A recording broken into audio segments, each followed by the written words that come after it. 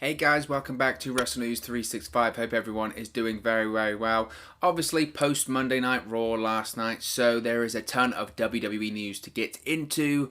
There's plans for TLC, there's more behind the scenes information about Survivor Series, possible updates on future opponents. So much to get into, so let's get straight into the stories. Let's first start off with possibly who's going to be revealed as Drew McIntyre's opponent for TLC. Now, we've got some interesting news about some backstage information about TLC, Drew McIntyre's opponent, the WWE Championship picture, and just the wider TLC card in general. Because according to a report by Dave Meltzer on Wrestling Observer Radio, the WWE higher-ups have yet to make any definitive plans on the match card for the upcoming TLC Tables, Ladders and Chairs events. As I mentioned, this was by Dave Meltzer on Wrestling Observer Radio. Dave Meltzer noted as of Monday afternoon, there was, quote, nothing definitive planned for TLC and most of the card was up in the air. However, there is some update as to who Drew McIntyre will be facing at the Tables, Ladders and Chairs event for the WWE Championship, and it's not who you would think it would be after the events of Monday Night Raw last night. Obviously, we have a number one contender triple threat match scheduled for next week on Raw, but it looks like Drew McIntyre isn't going to be facing any of those superstars at Tables, Ladders and Chairs.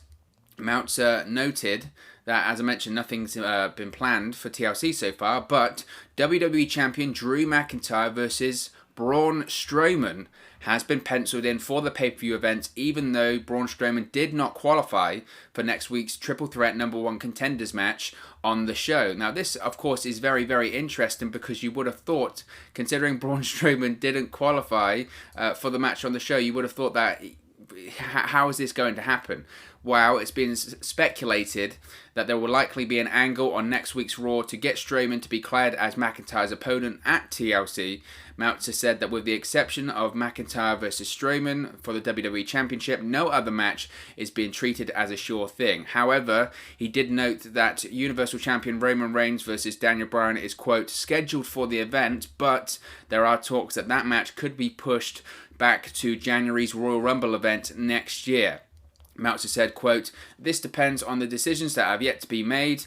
As for McIntyre's match at TLC, Meltzer noted that WWE, quote, had absolutely no plans to put Keith Lee, Riddle or AJ Styles in Raw's top match. So just wait, because next week, suddenly, I don't know, it'll be, it will be Drew McIntyre versus Keith Lee or Drew McIntyre versus Riddle AJ Styles at TLC. Don't rule it out, but according to Dave Meltzer, it means that Drew McIntyre versus Braun Strowman is set for TLC in a couple of weeks' time. By all accounts, this was evident in the way that all three stars were booked in their respective victories last night on Monday Night Raw. You had difficult victories for all three men, whereas it was evident that Braun Strowman was booked as a strong heel and the spotlight was on him during the show's opening segment. WWE TLC, of course, takes place on Sunday, December 20 and will be WWE's first pay-per-view from the Thunderdome at Tropicana Field in St. Petersburg, Florida. Now, when I read this and I saw that it was Braun Strowman versus Drew McIntyre, it's quite an interesting one, isn't it? I'm not really sure how I feel about it. You look at the guys that are in the triple threat match next week, I would much rather, to be honest, it be any of those three guys over Braun Strowman. And that's no diss to Braun Strowman, that's no criticism of Braun Strowman, but I just think we're coming off Survivor Series, right? We're coming off Survivor Series where the match was changed fundamentally with Drew McIntyre becoming WWE Champion. Why? Because we got a better match because of it. We were going to get Roman Reigns versus Randy Orton, and WWE decided to change plans, and because of that, we got a better match. Drew McIntyre versus Roman Reigns was the match of the show. It was a well-worthy main event. It felt like a WrestleMania-worthy main event. It was fantastic, and it was well worth the watch, and it was certainly fitting for a pay-per-view of the size of Survivor Series. There's no doubt in my mind about that. But I look at what's coming now after Survivor Series, and I look at what is the better match for TLC, and I think that's the way to judge this. What is the better match for TLC when it comes to the WWE Championship? Is it Drew McIntyre versus Braun Strowman? That's the planned match. Would Drew McIntyre versus Riddle be a better match for that event? Absolutely. Would Drew McIntyre versus Keith Lee be a better match for that event? Absolutely. Would Drew McIntyre versus AJ Styles be a better match for that event? Absolutely. So Obviously, Dave Meltzer is saying that the plans are to have Braun Strowman versus Drew McIntyre. I just think that given the people in that picture, it would have been better if we get someone else. I've said if we got someone else. It still hasn't been determined yet. According to Dave Meltzer, it's pretty much a certainty.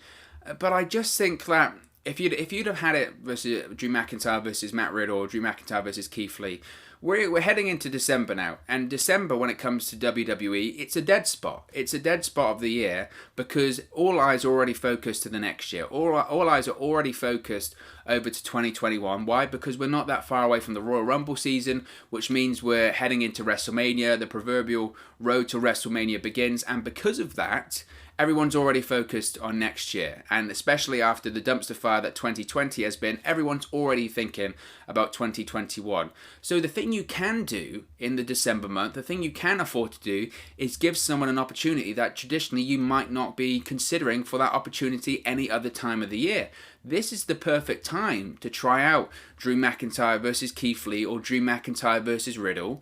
Put two up-and-coming stars, two less established stars in that main event picture. Drew McIntyre is going to win. He's just won the WWE Championship back. He's one of the most protected superstars on the Raw roster. He doesn't do many jobs. Even losing to Roman Reigns Sunday at Survivor Series had to be interference by Jey Uso, a ref bump, a low blow. Drew McIntyre is an incredibly protected superstar. So Drew McIntyre, whoever he faces, is going to be protected, and Drew McIntyre is going to retain. But if you're Riddle or you're Keith Lee, having a competitive match against the WWE Champion, competing for the WWE Championship on the main stage, that's pretty good for their character. And you look at the likes of Keith Lee, when he came over to Monday Night Raw in the summer from NXT, had so much hype and fanfare about him, obviously. Was the first ever dual champion in NXT history, NXT champion and North American champion at the same time. He'd obviously had previously amazing appearances on WWE television against the likes of Roman Reigns and against the likes of Brock Lesnar. Everyone was excited for Keith Lee, and what have we seen since? We did see a clean victory over Randy Orton for him at Payback, but also you look at the things that have changed and the things that aren't great about Keith Lee now, which was the change in ring gear, the change in entrance music. Finally, Keith Lee's got entrance music back. But also, it felt like for 6-7 weeks, every Keith Lee match was either a double disqualification, a no contest, or a count out.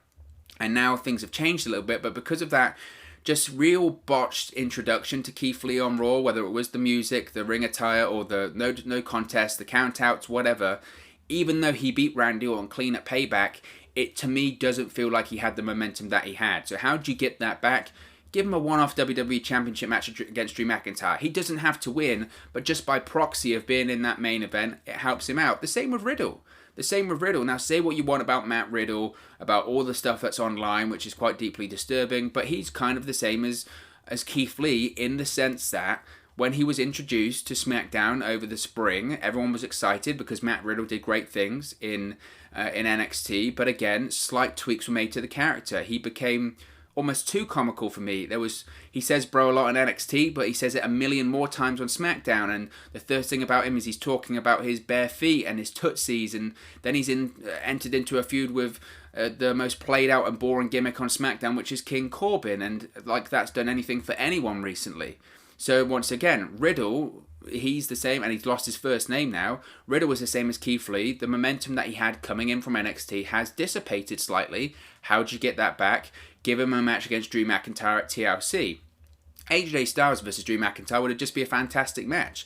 AJ Styles at this point doesn't need to be in the main event. He doesn't need to be WWE champion, but just having him involved in those main event matches, you can get a good match out of it. That's my point.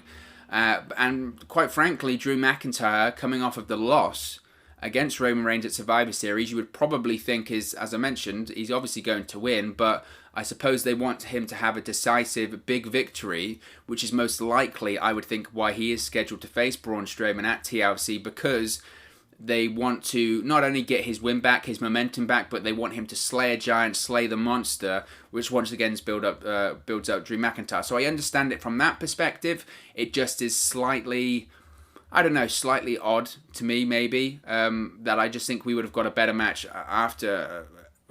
We would have got a better match anyway, but that's what it is. Again, this is Dave Meltzer's information. This could change from next week, so we'll have to wait and see.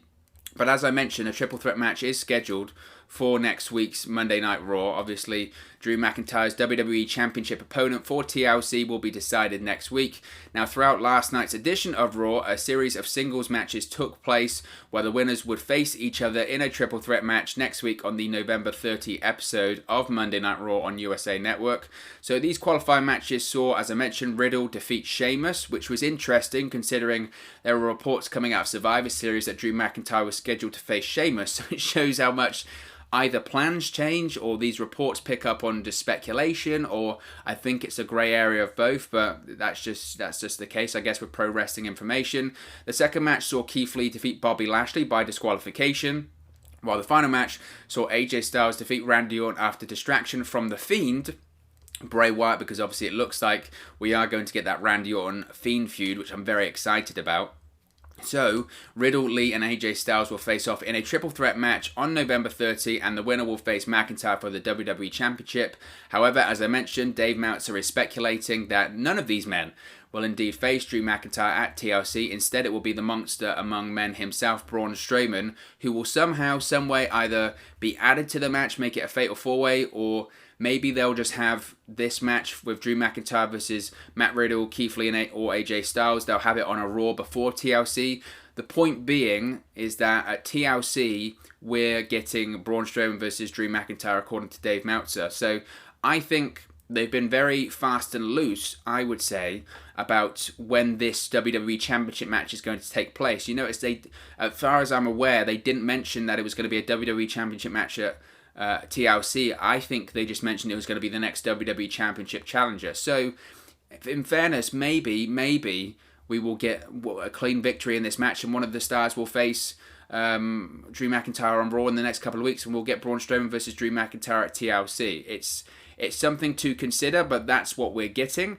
And I'm excited for next week. I'm just glad they announced something ahead of time. I hate going into Monday Night Raw and not having any announcements, because it just screams to me that they haven't made their mind up on the show and they don't know what they're going to write themselves, and it's just chaos. So hopefully it will draw a number for next week. We'll have to wait and see. Obviously, we'll find out today what the ratings for last night's edition of Raw were. But at the moment, they float around 1.6, 1.8 million viewers around this time of the year. I mentioned it's a dead zone for WWE programming. It also is a dead zone when it comes to the ratings for Raw and SmackDown and just pro wrestling in general. As we head into Thanksgiving and we head into the holidays, the WWE ratings tend to make a nosedive before hopefully coming back at the start of next year, or at least on New Year's. So we'll have to wait and see with that one. Another bit of interesting news I wanted to talk about was Seth Rollins. Now, Seth Rollins reportedly has been officially written off of WWE television. This came at Survivor Series. Now, this was, I speculated on this on the watch along when we were doing Survivor Series here on the channel, and it had been well known at this point that Seth Rollins was going to be written off of WWE television very, very soon. Of course, this is about Becky Lynch scheduled to give birth any time now, any day now, any week now. Therefore, Seth Rollins is going to be, or has been, written off of TV and is going to go on paternity leave. Seth Rollins will be off WWE programming for the foreseeable future. This is once again according to Dave Meltzer. Sunday's WWE Survivor Series was the last appearance for Seth Rollins until after his fiancée, former Raw Women's Champion Becky Lynch, gives birth. Now, of course, Becky Lynch announced her pregnancy on the May 11 edition of Monday Night Raw on the USA Network. The man has been absent from WWE TV ever since. But around the time that Becky Lynch did announce her pregnancy and revealed to the world her pregnancy, she also revealed that her due date to give birth is in December. So as I mentioned previously, the man is set to give birth any time now, any day now, any week now. Hence why Seth Rollins has been written off of television. Now, considering that WWE's next pay-per-view TLC is scheduled for December 20th, as I mentioned, at Tropicana Field, it makes sense that Seth Rollins is going to be written out of storyline for the foreseeable future while the pay-per-view build-up for the December show now begins. Seth Rollins also, like most superstars do and most talent does in WWE and pro wrestling, when they're on the way out the door, whether it's permanently or not, Seth Rollins has been doing the favours on his way out and slowly been distancing himself from storylines and finishing up any piece of business that he had on WWE TV. This included the Rey Mysterio storyline, the Dominic Mysterio storyline, and the storyline with his former disciple Murphy on Friday Night SmackDown. This was evident a couple of weeks ago where Seth Rollins not only lost to Rey Mysterio, but last week he also lost a one-on-one contest against his former disciple Buddy Murphy on SmackDown. This concluded and culminated the feud with the Mysterio family and Murphy and Aaliyah Mysterio, Dominic Mysterio, the entire Mysterio family, eye for an eye, all of that sort of stuff is finally done. And then what happened at Survivor Series on Sunday, Rollins sacrificed himself during the 5-on-5 traditional elimination match between Raw and SmackDown. He was the first superstar eliminated. He tagged himself in, dropped to his knees, and requested that Sheamus take him out for the greater good. Sheamus proceeded to bro kick Rollins, cover him for the 1-2-3, and eliminates him first from the match. Now, if you watched Rollins' reaction for the entirety of this match, I made reference to this on the watch-along, he was just stone-faced the whole time. He had his eyes closed on certain occasions. He was focused. He looked like he was conflicted, and there was something in his mind. He was certainly playing up that he was going to be sacrificing himself for the greater good. And I mentioned at the time that I thought that was the perfect way to write Seth Rollins out of storylines, write Seth Rollins out of television. That made the most sense to me, to be honest, because I saw some reports and some speculation that Rollins would appear on SmackDown this coming Friday, and I questioned that because it didn't make any sense to me. What piece of business does Rollins have to do at the moment? He doesn't have any. He really doesn't have any piece of business to do at the moment on SmackDown. If he appeared on SmackDown this week, he'd be starting a new storyline, or the appearance would be worthless, nothingless. As I mentioned a couple of times in this video at the moment, December and the end of the year is a dead time for WWE television anyway. They don't need... Look, WWE always needs Seth Rollins, but at this point in time, they don't need Seth Rollins. It's not the time of the year to be like, oh, we desperately need you for TV. They don't. The time that they do need Seth Rollins for, as I mentioned, is the Royal Rumble, is WrestleMania season, and Seth Rollins will be back then. So, even though there's been no official timetable on when Seth Rollins will return, given that he'll likely miss TLC, it's possible that his return could be saved for a surprise appearance at the Royal Rumble in January. I could absolutely see that. It's been rumoured that Seth Rollins' absence will be brief. Dave Meltzer suggested he might even be back for the 1st of 2021. I myself don't see that. I think that the paternity leave, if it's the same length of paternity leave that Daniel Bryan will have, it could be 4, 5, 6 weeks. I don't know if it'll be that long. Maybe. I think, like a lot of people are speculating, I think Seth Rollins will be back probably for the Royal Rumble. I think he'll probably make a surprise appearance for the Rumble or make an appearance just before then. Either way, Seth Rollins is going to be in the Royal Rumble or on the Royal Rumble pay-per-view for January. There's no doubt in my mind about that. Seth Rollins will be back by then. But now it's, there's more important things in life than pro wrestling, and certainly something that's more important is family, and obviously they're welcoming their first child. So congratulations once again to Seth Rollins and Becky Lynch. And I'm sure the next couple of months will be a tiring few months, but certainly an enjoyable one. Now, another story I wanted to talk about as well is NXT superstars and Twitch. Right, everyone's still talking about Twitch, WWE's third-party edict, Vince McMahon's third-party edict, and WWE superstars having to give up their Twitch accounts and their Twitch streaming platforms and other third-party platforms like Cameos, in some cases YouTube as well, OnlyFans if you're Selena Vega.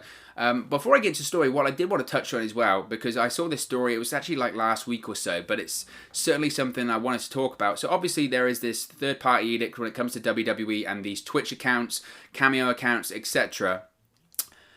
One of the biggest supporters of Vince McMahon's edict for this is, by all accounts, Bruce Pritchard, Executive Director of WWE, Executive Director of Raw and SmackDown, essentially head of creative when it comes to WWE. And of course, everyone knows Bruce Pritchard has his podcast with Conrad Thompson, Something to Wrestle With. Now, you would say, well, what's the issue with this? Well, of course, having that podcast, one, counts as a third-party platform, but two, also, Something to Wrestle With has a Patreon, ad-free shows, and also has a Twitch channel, which I don't know if they post a lot of content on there now. Regardless, Bruce Pritchard actively, every single week, works with a third-party platform for his podcast. Vince McMahon's biggest supporter in this, by all accounts, is Bruce Pritchard, because of course. So a lot of people are saying, well, the hypocrisy, the sheer hypocrisy that Bruce Pritchard is allowed to have all of these outside interests, but none of the WWE talent are not. The only way around this is because Bruce Pritchard had this all of this third party stuff specifically written into his contract when he returned to the WWE in 2019. Now, one, I'm not going to criticize that he had it written into his contract. I'm a fan of the podcast. I was a fan of Bruce Pritchard for his work on the podcast, so I was excited when he came back into WWE. I haven't been a fan of some of the creative that he's come up with since he has returned, but that's by the by. What I do think is ridiculous, as I mentioned, and like many people have said, is the sheer hypocrisy of Bruce Pritchard being allowed to have all of these outside interests, and yet he is actively supporting Vince McMahon in crushing WWE superstars having the same interest and trying to make some money. I guarantee you, these WWE superstars are not on the money that Bruce Pritchard is. Bruce Pritchard is an official employee of WWE as well, so not only does he get more money than him, he gets the benefits that the independent contractors don't have as well. So also, the reason that WWE is trying to cut down on these third-party platform deals too, and this whole independent contractor deal has been raised up, is people rightfully so saying, you can't control my outside interest because I'm an independent contractor. You could control the outside interest if I'm an employee. An actual employee of WWE is still allowed to have these outside interests. The hypocrisy here is off the scale, and yet Bruce Pritchard is with Vince McMahon pushing this narrative, pushing this edict that WWE superstars aren't allowed to have outside interests in third-party platforms. It is madness, and I know it's been written into his contract, and I know we're all a fan of the podcast, but that to me is just, how can he go around and say, oh, it's unacceptable for these superstars to have Twitch, it's unacceptable for these superstars to have Cameo, yet he has them, and he has his podcast, and he's making money off the podcast too. How is that fair? It isn't fair. It's absolutely ridiculous. It's absolutely ridiculous. Nevertheless, it's not the story I want to talk about here. What I do want to talk about is NXT. How do they fit into this third-party platform ban? Wow, one of the biggest stories coming out of the last month, as I mentioned, was WWE's decision to ban talent from using third-party platforms, notably Cameo and Twitch. As a result, various WWE superstars like Cesaro, AJ Styles, and others have suspended their accounts until further notice. Vince McMahon, the WWE chairman, even alerted talent that if they failed to comply with the edict, then penalties would be forced. This included suspensions, fines, and even terminations. And this was evident with Zelina Vega being released from her WWE contract due to her refusal, I suppose, to comply with this third-party edict. Now, Dave Meltzer also noted on today's Wrestling Observer Radio that this new policy currently has zero effect on the talent in WWE's NXT brand. Instead, the larger focus in this edict has been on the WWE main roster. This was because a reader asked about former NXT champion, the longest reigning NXT champion in the brand's history, Adam Cole, continuing to stream on his Twitch channel despite this third-party edict being enforced now. This then led Dave Meltzer to reveal that the rules can change at any moment, but he wouldn't be surprised if NXT stars do become included in the edict. But for now, NXT superstars have not been affected with this third-party edict. Now, previously, as I mentioned, Zelina Vega was released by WWE. WWE then went on to tell Sports Illustrated that Vega breached her contract by starting a Cameo account or OnlyFans account. Since her departure, Vega has met with the president of SAG-AFTRA because she tweeted out that she supports unionization. During the meeting, it is reported that both sides talked about the representation of pro wrestlers and a possible union in the future. This has also been supported by former Democratic presidential nominee Andrew Yang, who has publicly criticized and called out WWE and Vince McMahon for its outdated labor practices. Now, I'm not going to criticize NXT superstars for continuing to stream and continuing to Twitch during this third-party edict mess when it comes to WWE. I would be interested to know greater details about this. What we don't know is if Adam Cole is able to keep the money that he is making on Twitch. And that is so important because you had people like Zelina Vega who, when they were twitching every single month, she was making more money by streaming on Twitch than she was on her WWE contract, on her base salary. There had been rumours that you would be allowed to continue streaming, but it cut against your downside guarantee. AKA, if you make a load of money off Twitch, that's money that comes out of your contract. You're still earning the same amount every single month. So I don't know the greater details when it comes to this. It's great that they're allowed to continue streaming. I'm a fan of all the streamers. I'm a fan of Dakota Kai streaming, Adam Cole, etc. The issue is that once they get called up to Monday Night Raw, once again, or Friday Night SmackDown, you're no longer allowed to do that. This whole third-party stuff it's ridiculous as it was 6 weeks ago. I think WWE and Vince McMahon hoped that over time, superstars and us as fans would become numb to it, and we would just forget about it. It would be the flavor of the month that WWE fans were outraged about, and then they wouldn't be outraged about it again. But it's not going to go away anytime soon, because it has once again raised opened the eye, shall we say, into this third party, into this independent contractor stuff, and this whole employee versus independent contractor, the outdated labor laws and all this kind of stuff. It isn't going away anytime soon. The hypocrisy of having someone like Bruce Pritchard be supporting it but also using it at the same time, having NXT stars still allowed to stream but stars on the main roster not being able to, having people get fired and fined and suspended, it's not going away anytime soon, and I'm sure we'll hear more stories about it, and when we do, we'll cover it here on the channel. So another thing that I wanted to talk about as well was some absences from Survivor Series, notably the reason why Big E and Lars Sullivan were not booked for Survivor Series this year. Now, of course, Big E and Lars Sullivan were two of the big names from the SmackDown roster who surprisingly did not compete this past Sunday at Survivor Series. Now, Dave Meltzer was asked about this on the latest episode of Wrestling Observer Radio. He suggested that Big E was pulled from the dual-branded Battle Royal on the Survivor Series kickoff show so he could possibly be saved for his grand entrance later on in the show with the New Day. Of course, he appeared with the New Day for the first time since they were separated in the draft, I believe. Actually, that's not true because Big E did appear with them on SmackDown, didn't he? I believe. Nevertheless, they made their big grand entrance before their match against the Street Profits, which they lost, but they were dressed up in their Gears of War costume. Of course, they are currently DLC for the current Gears video game. Another reason for not including Lars Sullivan and Big E into the Battle Royal before the show was that both stars, by all accounts, are in line for big pushes in the future. Therefore, by all accounts, it made no sense for them to be included in the bout unless they were winning. Now, regarding their future, Dave Meltzer noted that the former NXT champion, Big E, quote, is being groomed for a future championship match, while Lars Sullivan is expected to be booked as, quote, SmackDown's version of Braun Strowman in coming times. Big E was rumoured to be the final member of SmackDown's Survivor Series team, but of course that spot went to Otis. Since Raw went on to dominate the blue brand in the match, it's possible that the company kept the former NXT champion and Intercontinental champion out of the match to protect him. Big E, however, still made an appearance, as I mentioned, later in the show when the New Day made their entrance wearing their custom Gears of War armor after the trio became downloadable and playable characters in the Gears 5 video game. However, when it comes to the Freak, Lars Sullivan, he has not appeared on WWE programming since the November 6th episode of SmackDown and has continued his hiatus, and the reasons for his absence right now is currently unknown.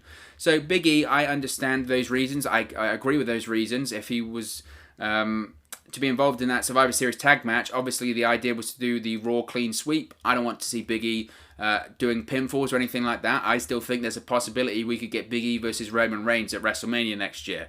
There is a big chance Big E wins the Royal Rumble in January. If you look at the bookmakers' odds right now, he is one of the odds-on favourites to win that Royal Rumble match. Dave Meltzer even alluded to it there. He's being groomed for a future championship match. That's going to be against Roman Reigns. Where it's going to be at, WrestleMania is an option. WrestleMania is absolutely an option.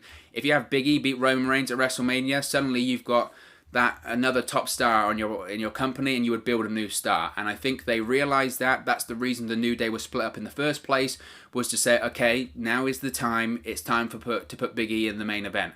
So I agree with that absence. As far as Lars Sullivan, Lars Sullivan, I'm not going to ridicule him for the adult entertainment stuff. The stuff that he wrote on the bodybuilding forums all those years ago is reprehensible, and I don't care if he was fined and apologised. I still don't think he's learned the error of his ways, because it was revealed obviously only a few weeks ago he was still harassing a woman on Instagram. All of that stuff has to be taken into account. But also as well, what you do have to take into account is every WWE appearance he has done since returning, such as that promo backstage, has just been bad. That promo that he did with Corey Graves, that backstage vignette tape, was, I thought, laughable. I thought it was absolutely laughable. It was slow, it was awkward, it was weird. This guy, I don't think, can really talk. I think if they're gonna insist on him, they need to give him a mouthpiece, because the way he talks just, I don't think, works. And eventually you have to wonder, when do you cut your losses here? Not only are the controversies, but the way he's been presented on TV just isn't working either. But Lars Sullivan will continue to make appearances. He will continue to be pushed. Why? Because by all accounts, there is one man that is a huge Lars Sullivan fan, and there's a man in his 70s that called the WWE the WWF at Survivor Series on Sunday, that being Vince McMahon. So as long as he's a fan, Lars Sullivan isn't going anywhere. Now finally, what I do want to talk about is Aleister Black. Obviously everyone is still not sure what's going on when it comes to Aleister Black after the release of his wife Zelina Vega from her WWE contract. Well, we have some updates about the recent absence of Aleister Black from WWE television.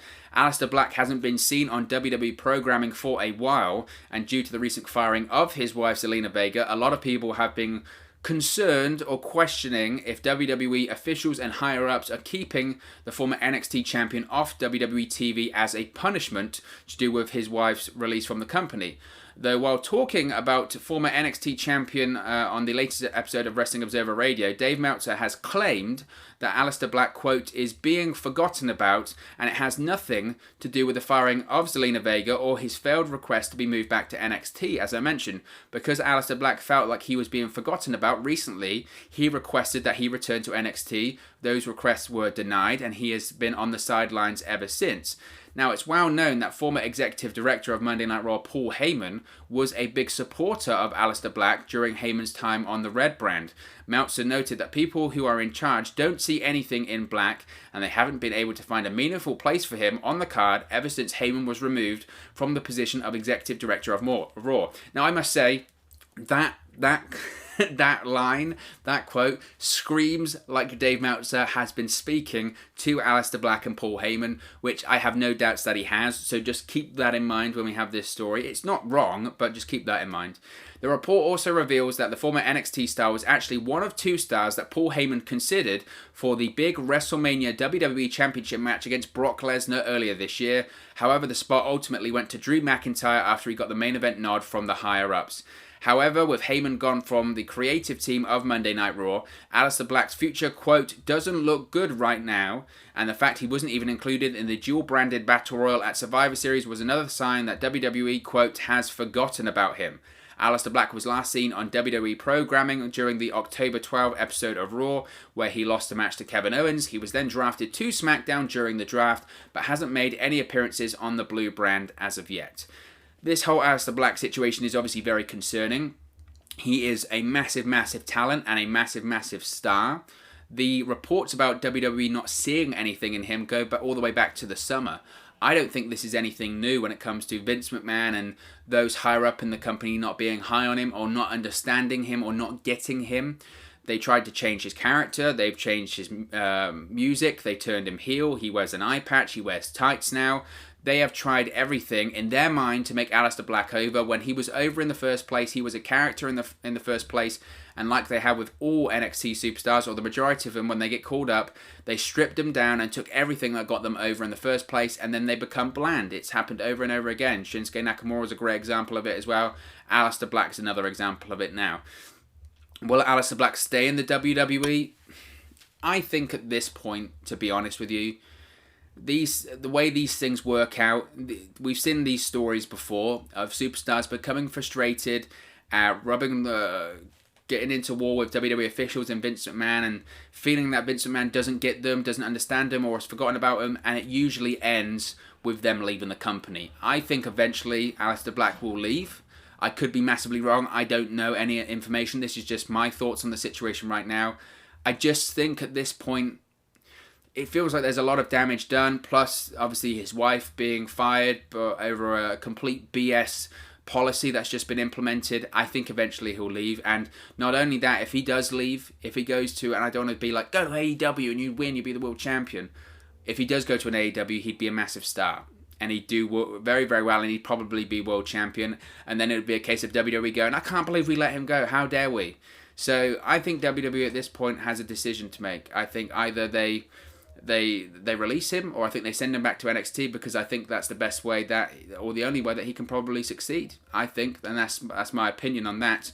But as always, this is just one man's opinion. What are your thoughts on all of these WWE news stories today. Let me know your thoughts in the comment section below. I'll be sure to respond and reply to all of your comments. Really enjoy interacting with you guys and chatting about WWE here on the channel. If you have enjoyed this video, please do smash a like on the like button. It really does help us out here on YouTube, go up the rankings and get into people's recommendation feeds if they haven't seen our videos previously.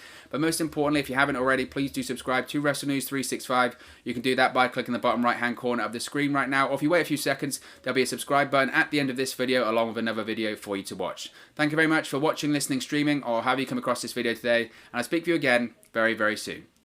Hey guys, thank you for watching, listening, streaming, or however you come across this video today. Be sure to click on the video on the right there to watch our next video, or click the bottom there to subscribe, or the bottom right hand corner. Thank you very much, and I'll speak to you again very soon.